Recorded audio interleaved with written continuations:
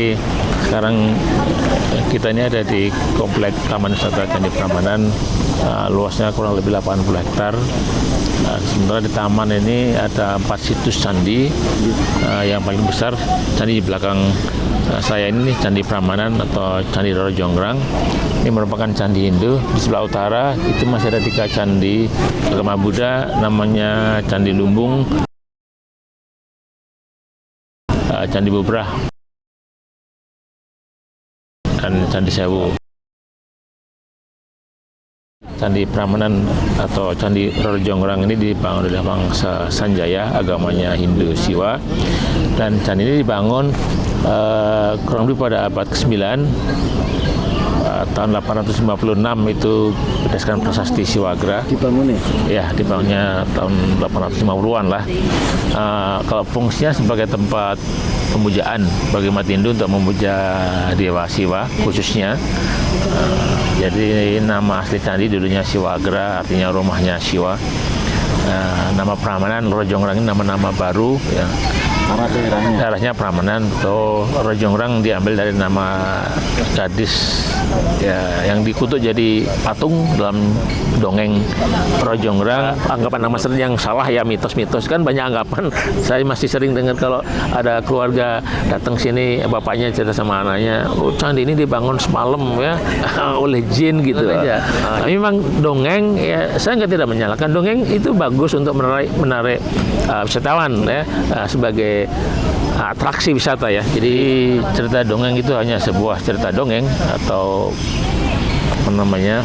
Jadi cuma legenda atau? Cuma legenda ya, bukan fakta sejarah. Jadi kalau ada anggapan ibadah. Ya, jadi dibangun perlu puluhan tahun ya, mungkin ratusan tahun, bukan semalam.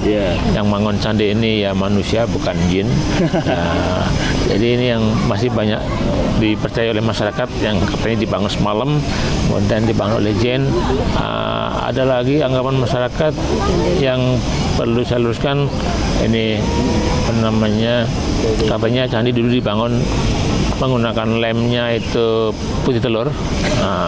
Enggak ya, kalau pakai putih telur nggak ada ayam goreng Kalasan sini atau ayam goreng Soeharto ya. Perlu berapa ton telur ya habis ya. Ya pakai apa namanya, sistem batu kunci, interlocking banyak ya. Juga. Tapi memang cerita dongeng seperti Roro Jonggrang kan juga ditemukan di daerah lain, tidak hanya di sini. Di Jawa Barat, Jawa Timur kan sama ceritanya. Seperti yang ya sama, semalam nggak selesai karena ditipu oleh yang perempuannya kan, sama persis ya. Cuma apa namanya, nama tokohnya beda, nama objeknya beda. Di Bromo juga ada Gunung Batok, sampingnya Gunung Bromo, itu kan sama persis ya. Yang cewek mau dinikahin nggak mau, kemudian diminta syarat untuk dibuatkan waduk semalam ya. Bajak laut tadi kan punya kemampuan katanya diajakin, tapi ditipu oleh juga, sama persis ya. Akhirnya batok yang dipakai buat gali tanah dilempar, jatuh, terbalik jadi Gunung Batok. Kemudian Raja Rakai Pikatan sebagai penentu ya, mungkin Rakai Pikatan itu nama rajanya dari bangsa Sanjaya. Ya, kemudian dia itu dari kerajaan Mataram kuno, Mataram Hindu ya, dulu yang menguasai daerah sini Jogja, Jawa Tengah itu pada abad ke-89. Antara bangsa Sanjaya sama Salendra ini bisa hidup bebarengan. Buktinya dulu ada perkawinan antara raja yang bangun candi ini, namanya tadi Rakai Pikatan, dengan seorang putri bernama Pramodawardhani.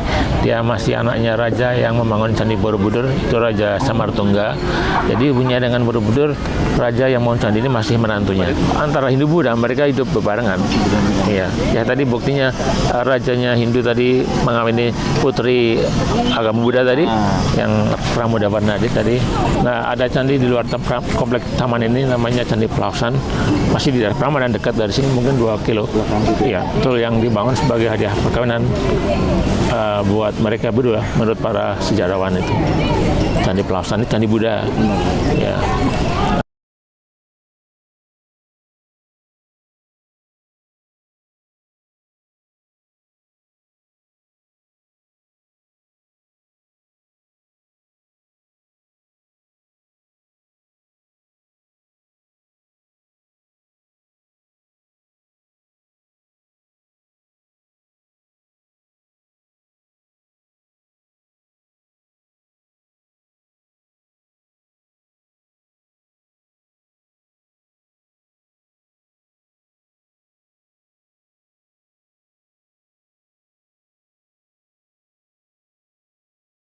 Kalau hilang sih enggak, candi segede ini nggak mungkin hilang ya.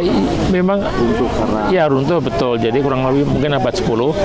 Tepatnya tidak tahu pasti. Terus penyebab runtuhnya juga nggak tahu, kemungkinan antara gempa bumi dan letusan gunung berapi yang merobohkan semua bangunan candi. Kemudian candi ditinggalkan.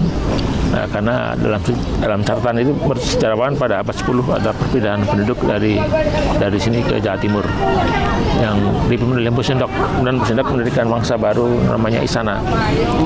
Ya, kemudian di Jawa Timur muncul kerajaan Hindu kan, ada Daha, gitu, Kauripan. Jadi candi-candi di sini lebih tua daripada candi yang ada di Jawa Timur. Ya, penemuan kembali candi ini tahun 1730-an Belanda yang dianggap sebagai penemu. Tapi saya yakin orang lokal juga udah tahu candinya gede kok ini. Ya, bentuk candinya bangunannya gede gitu loh. Walaupun roboh tapi masih besar gitu. Cuma yang dianggap sebagai penemu ya kemudian ya Belanda, karena Belanda yang pertama membuat catatan tentang candi ini. Jadi kalau orang lokal mungkin ya tidak bisa baca tulis ya mungkin zaman dulu. Jadi masuk Borobudur juga itu Raffles ya. Kalau orang lokal saya yakin udah tahu duluan deh sebelum mereka datang ke sini. Kita di sini kok. Iya. Nah, kemudian pemugaran itu dimulai oleh Belanda tahun 1900-an lah. Tapi kayaknya waktu lama dari penemuan candi oleh Belanda tadi tahun 1700-an sampai tahun 1900 kan hampir 2 abad. Mereka belum memugar sampai 1900 itu belum, baru mungkin awal tahun 1900-an Belanda baru memugar candi. Nah, candi yang kecil ada yang dibugar sama Candi Siwa itu tahun 53 selesai, tahun 1953 Candi Siwa. Kemudian setelah Belanda pergi atau setelah kemerdekaan, pemerintah mengambil alih dan melanjutkan pemugaran sampai sekarang ini. Waduh, bisa sampai ratusan tahun ke depan. karena jumlahnya banyak. Jumlahnya banyak, ya karena dulunya di sini ada 240 candi. 240. Untuk membongkar satu candi kecil seperti yang lagi dikerjakan itu butuh waktu kurang lebih setahun. Satu. Padahal masih ada 200 lebih. Nah, 200 tahun. Ya, itu pun kalau tiap tahun bisa membongkar candi. Ya kadang 2-3 tahun tidak ada candi baru. Pembiayaan dari swasta atau pemerintah? Kayaknya pemerintah. Nggak ada swasta yang buat Ya, ini tim dan Dinas Purbakala DIY. Ya. Sejarawan macam itu. Iya, terlibat. Ya. Kan Dinas Purbakala kan banyak sejarawan. Iya, jadi kalau batunya hilang, mereka masih boleh membuat bentuk mengikuti sampingnya ya, bentuk apa namanya. Kadang-kadang kan ada lekuan begitu kan. Nah, itu boleh membuat. Tapi untuk batu baru kalau yang lama tadinya ada ukirannya atau ornamennya, mereka tidak boleh membuat ornamen. Jadi mereka hanya mengganti dengan batu polos. Ini untuk tidak terjadi kesulitan bagi generasi berikutnya. Soalnya kalau membuat ornamen baru nanti setelah mungkin puluhan atau ratusan tahun ke depan nanti kan kena air hujan tergerus, kemudian ini ukuran baru tadi akan mirip dengan yang lama, nanti sudah dibedain mana ukuran baru mana ukuran lama. Ini alasannya begitu. Dan batu baru punya ditandai pakai kayak tembaga patimah gitu, paku gitu. Tapi masih banyak yang batu asli masih banyak. Ya, paling nggak katanya 70% masih asli.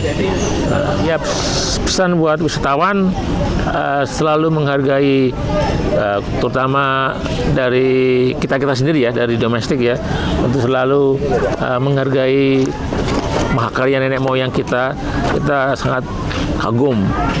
Dari balik bangunan yang monumental ini ada sesuatu yang lebih mengagumkan, yaitu namanya proyek manajemen waktu itu tahun 800. Ya, bayangin mereka belum ada alat telekomunikasi atau toa yang dipakai oleh supervisor untuk kasih perintah ke mandor-mandor, harus ngomong verbal kan, belum ada HT segala macam kayak gitu.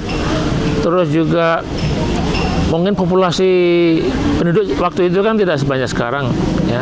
Mereka kasih makan tiap hari ya, puluhan tahun ya, tanpa jeda.